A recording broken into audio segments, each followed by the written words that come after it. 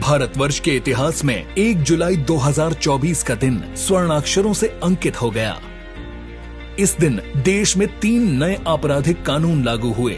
आपराधिक न्याय प्रणाली को संचालित करने वाले ये 3 नए कानून भारतीय न्याय संहिता BNS, भारतीय नागरिक सुरक्षा संहिता BNSS और भारतीय साक्ष्य अधिनियम BSA हैं।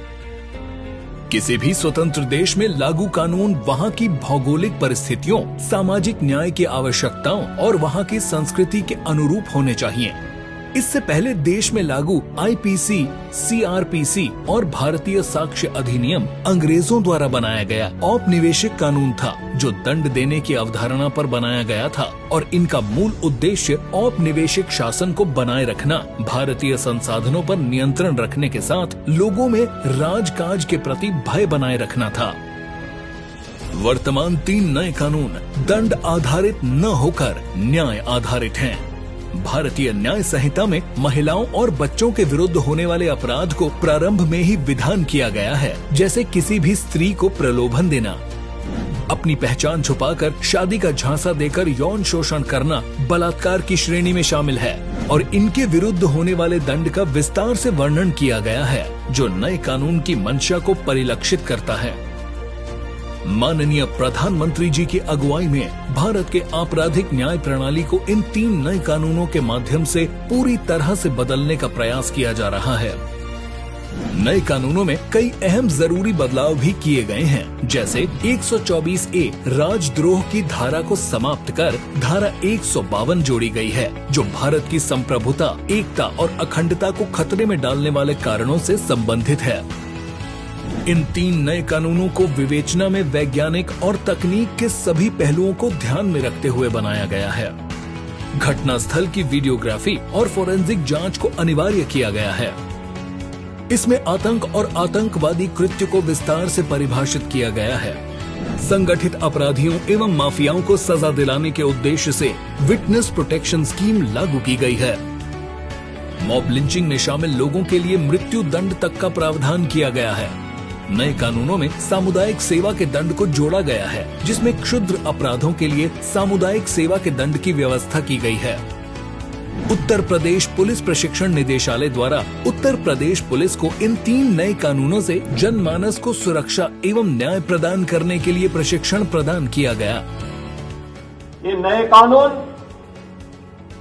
उन भावनाओं से जो दंड आधारित न होकर के न्याय प्रधान है, इन बातों को ध्यान में रख करके बनाए गए हैं। 3 नए कानून से संबंधित पाठ्यक्रम को सरल बनाए जाने के उद्देश्य से पुराने और नए कानून का विस्तृत तुलनात्मक पाठ्य सामग्री के माध्यम से प्रशिक्षण संस्थानों द्वारा प्रशिक्षण प्रदान किया गया। इसी क्रम में मार्च 2024 में प्रदेश के समस्त IPS और PPS अधिकारियों को ऑनलाइन और ऑफलाइन हाइब्रिड मोड में प्रशिक्षण प्रदान किया गया।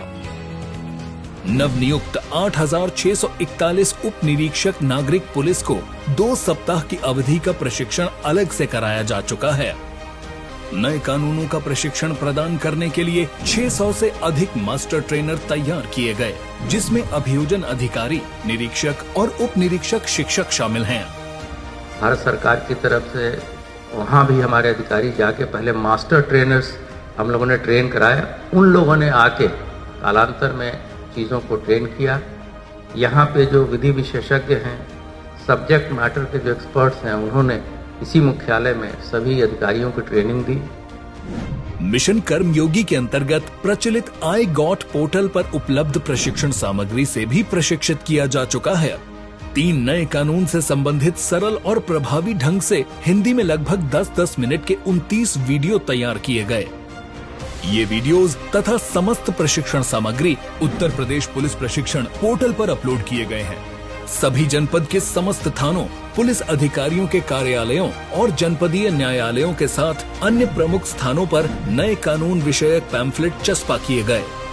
उत्तर प्रदेश की जनता को सुरक्षा और न्याय प्रदान करने के उद्देश्य से न्याय आधारित इन 3 नए कानूनों भारतीय न्याय संहिता BNS, भारतीय नागरिक सुरक्षा संहिता BNSS और भारतीय साक्ष्य अधिनियम BSA से परिचय करवाने के साथ ही 30 जून तक प्रदेश के सभी बीट आरक्षियों, मुख्य आरक्षियों का प्रशिक्षण कार्य पूर्ण हो चुका है।